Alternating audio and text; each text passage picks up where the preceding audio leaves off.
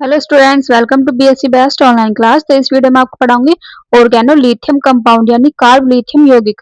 तो ये है आपका बीएससी 6 सेमेस्टर की केमिस्ट्री के पेपर फर्स्ट की यूनिट सेकंड, उसका लेक्चर 6 था और ये इस यूनिट का लास्ट लेक्चर है। तो इस लेक्चर के बाद ये यूनिट कंप्लीट हो जाएगी, फिर हम चलाएंगे थर्ड यूनिट। ठीक है, तो इस यूनिट के मैंने एमसीक्यू करा रखे हैं, उस प्लेलिस्ट का लिंक आपको डिस्क्रिप्शन में मिल जाएगा बीएससी 6 सेमेस्टर केमिस्ट्री के नाम से। उसमें मैंने फर्स्ट और सेकंड यूनिट भी उसमें आपको मिल जाएगी और एमसीक्यू भी मिल जाएंगे। तो हम देख लेते हैं कार्ब लिथियम यौगिक होता क्या है। तो हमने ये देख लेते हैं कि कार्ब लिथियम यौगिक वे कार्बनिक यौगिक जिनमें कार्बन यानी सी और लिथियम एलाई के बीच सीधा आबंध होता है। यानी जो हमने पीछे पढ़े थे कार्ब जैसे कार्ब जिंक यौगिक, कार्ब मैग्नीशियम यौगिक, ठीक है। तो ये सब क्या थे हमारे ऑर्गेनोमेटेलिक कंपाउंड थे, तो उसी का ही भाग है कार्ब लिथियम यौगिक। तो इसमें क्या होता है, कार्बन लिथियम से जुड़ा हुआ होता है। ठीक है, कार्बन जो जिंक था उसमें क्या होता था, कार्बन जिंक से जुड़ा होता था, और इसमें क्या होगा, कार्बन लिथियम से जुड़ा होगा। इसलिए इसे क्या कहते हैं, कार्ब लिथियम यौगिक।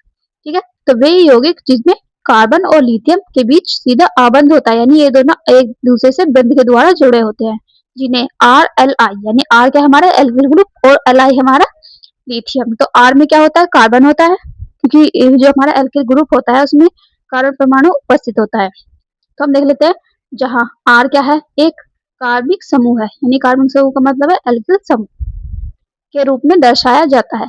ये अत्यंत प्रतिक्रियाशील होता है। जो हमारा आर एल आई है वो प्रतिक्रियाशील होता है अत्यधिक, और प्रबल क्षार और अच्छे नाभिक स्नेही होते हैं। तो ये क्या होते हैं, प्रबल क्षार होते हैं और अच्छे नाभिक स्नेही होते हैं।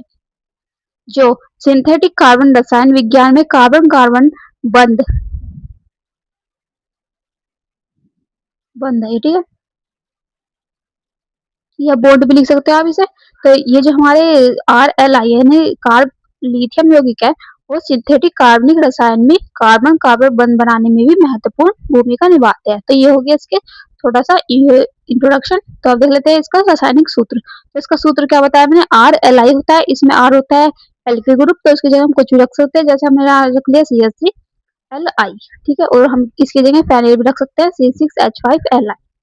तो अब देख लेते हैं इसके बनाने की विधि। तो इसके बनाने की विधि यानी मेथड ऑफ प्रिपरेशन। तो इस वीडियो में आपको कार्ब लिथियम यौगिक का पूरा टॉपिक कवर करा देंगे, आपको दूसरी वीडियो देखने की जरूरत नहीं है।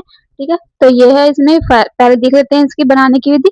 पहले में है लिथियम की अभिक्रिया एल्किल या एरिल क्लोराइड से ईथर की उपस्थिति में कराने पर। तो इसमें क्या कहा है, हमारे हमें लेना है लिथियम, इसकी अभिक्रिया करानी है एल्किल या फिर एलिल क्लोराइड से, यानी हमने क्लोराइड की जगह हम कुछ भी रख सकते हैं, ठीक है, यानी हेलोजन। तो हमने यहाँ पे ले लिया आर एक्स हम यहाँ पे पहले अभिक्रिया करके देख लेते हैं, फिर मैं इसमें क्लोरीन रख के दिखाऊंगी। तो आर एक्स लिया और लिथियम लिया, तो ये आपस में क्रिया करके ईथर की उपस्थिति में होगी अभिक्रिया, ठीक है, ईथर लिख लिया हमने यहाँ पे एरो पे। फिर जब इसी क्रिया करेगा तो क्या होगा, आर के साथ एक एल आई आके जुड़ जाएगा, ये बना लेगा आर एल आई यानी कार्ब लिथियम यौगिक। इसकी हमें बनाने की विधि देखनी है। तो ये हमारा बन चुका है कार्ब लिथियम यौगिक, और क्या बचा यहाँ पे, एल आई बचा और एक्स बचा, तो हमने यहाँ लिख लिया एल आई एक्स। फिर हमने क्या लेना है, फिर हमने एग्जाम्पल लिया, हमने आर की जगह C2H5 रख दिया और एक्स की जगह Cl रख दिया। एज इट इज हमने ऊपर वाले की तरह 2Li और ईथर, जब ये इसकी क्रिया करेगा तो क्या बना लेगा C2H5Li, और यहाँ पे बचेगा LiCl, ठीक है। तो ये हो गया लिथियम क्लोराइड और ये हो गया हमारा कार्ब लिथियम यौगिक। अब देखते हैं सेकेंड इसके बनाने की विधि। तो इसमें है धातु हैलोजन विनिमय द्वारा, तो इसमें मेटल हैलोजन एक्सचेंज, ठीक है। तो इसमें क्या करेंगे, हम धातु हैलोजन का विनिमय करेंगे। तो कैसे करेंगे देख लेते हैं। हमने यहाँ लिया C6H5Br और यहाँ पे लिया C4H9, ये 9 है, ठीक है, 9Li। जब ये इससे क्रिया करेगा तो क्या बना लेगा, यहाँ पे हमें धातु और हैलोजन को आपस में बदलना है। तो हम देख लेते हैं कैसे बदलेंगे। तो यहाँ लिख लिया C6H5Li, तो यहाँ पे ये वाला लिथियम इस साइड आ जाएगा और ये Br इस साइड आ जाएगा, ठीक है। तो इसमें क्या हो गया, धातु हैलोजन विनिमय हो गया, यानी इस धातु के साथ ये वाली हैलोजन जुड़ रही थी, ठीक है, और फिर इस वाले के साथ Li जुड़ी थी, लेकिन इसमें क्या हो गया, ये इसका विनिमय हो गया, यानी इस धातु के साथ ये वाली हैलोजन आके जुड़ गई। तो यहाँ पे हो गया C6H5Li और यहाँ पे हो गया C4H9Br, ठीक है, ये आपस में बदल गई हैलोजन। तो अब देख लेते हैं थर्ड इसके बनाने की विधि। थर्ड देखते हैं धातु धातु विनिमय यानी मेटल मेटल एक्सचेंज। तो इसमें क्या होगा, धातु का धातु से विनिमय होगा। तो अब देख लेते हैं, यहाँ लिया हमने 2Li प्लस R2Hg, तो इसमें हमने इन दोनों को आपस में क्रिया करानी है, तो बन जाएगा यहाँ पे 2RLi, ये Li 2 यहाँ पे आ गए और ये R कितने यहाँ पे 2, तो ये यहाँ पे आ गए और Hg यहाँ से बाहर निकल गया। तो ये हो गया हमारा धातु धातु विनिमय। अब देख लेते हैं हमारे इसके भौतिक गुण, कार्ब लिथियम यौगिक के भौतिक गुण यानी फिजिकल प्रॉपर्टीज। तो फर्स्ट पॉइंट इसमें भौतिक अवस्था देख लेते हैं। ये जो होते हैं कार्ब लिथियम यौगिक, ये निम्न गलनांक वाले ठोस या तरल होते हैं। तो ये कैसे होते हैं, ये निम्न गलनांक वाले ठोस होते हैं या फिर तरल हो सकते हैं, यानी ये ठोस भी हो सकते हैं और तरल भी हो सकते हैं, यानी लिक्विड भी हो सकते हैं। सेकंड है इसमें रंग, तो इसका रंग कैसा होता है, ये आमतौर पर रंगहीन या हल्के पीले रंग के होते हैं। तो कैसे होते हैं, रंगहीन होते हैं यानी इसमें कोई रंग नहीं होता, या फिर हल्के पीले से होते हैं। थर्ड है इसमें प्रतिक्रियाशील, तो ये हवा और पानी के साथ तेजी से प्रतिक्रिया कर लेते हैं। तो ये कैसे होते हैं, प्रतिक्रिया ये अत्यधिक प्रतिक्रियाशील होते हैं। फोर्थ पॉइंट है ज्वलनशीलता, तो ज्वलनशीलता में देखेंगे ये संक्षारक, अत्यंत ज्वलनशील और पायरोफोरिक होता है। तो ज्वलनशील का मतलब क्या होता है, ये मतलब किसी के संपर्क में आने पर जलना स्टार्ट कर देते हैं, उसे कहते हैं हम ज्वलनशीलता।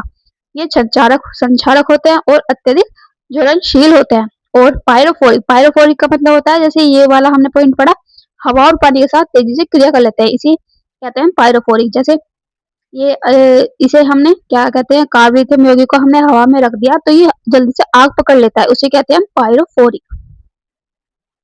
नेक्स्ट इस पॉइंट है विलेयता, तो विलेयता देख लेते हैं। ये एलिफेटिक एरोमेटिक हाइड्रोकार्बन व ईथर में घुलनशील होते हैं। तो किस किस में घुलनशील होते हैं, एलिफेटिक, एरोमेटिक और हाइड्रोकार्बन के यौगिकों में ये घुलनशील होते हैं और ईथर में भी घुलनशील होते हैं। फिर सिक्स पॉइंट है वाष्पशीलता, तो वाष्पशीलता इसे देख लेते हैं। एल्किल लिथियम यौगिकों में उच्च वाष्पशीलता होती है। जो हमारे ये ऊपर है, ये हमने क्या पढ़ा, कार्ब लिथियम यौगिक, उसमें से जो एल्किल लिथियम यौगिक है हमने पढ़ा फेनिल भी होता है, हम इसमें से C6H5 भी जोड़ सकते हैं, तो उसे कहेंगे हम फेनिल लिथियम यौगिक।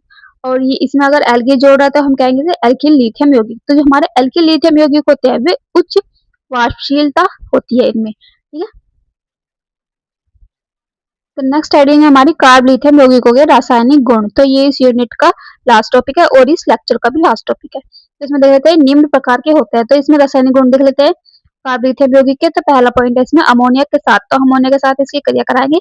हमने लिया यहाँ पे C2H5Li यानी एथिल लिथियम, तो ये इसके साथ यानी अमोनिया के साथ क्रिया करेगा। ये क्या है हमारा अमोनिया, तो NH3 इसके साथ क्रिया करेगा तो क्या बना लेगा यहाँ पे C2H6 यानी C2H, यहाँ पे जो H है एक यहाँ पे आके जुड़ जाएगा, ये बना लेगा C2H6 और यहाँ पे बचेगा NH3 यानी NH2 बचेगा, एक H तो इधर आ गया, ठीक है। यहाँ बचा NH2 और ये वाला Li, तो Li NH2 बना लिया ये।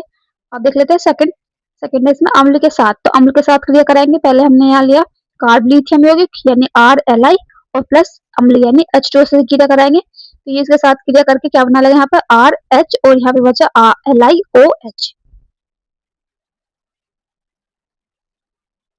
नेक्स्ट हमारा थर्ड, तो इसमें है हेलोजन के साथ, तो हेलोजन के साथ क्रिया करानी है कार्ब लिथियम यौगिक की। तो हमने यहाँ लिया LiR और हेलोजन यानी Cl2, तो इसके साथ क्रिया करके LiCl और RCl, ठीक है। और तो इसमें लास्ट है, तो CO2 के साथ कराएंगे तो RLi लिया हमने, यहाँ पे कुछ भी रख सकते हैं, यहाँ पे एल्किल और एरिल दोनों रख सकते हैं।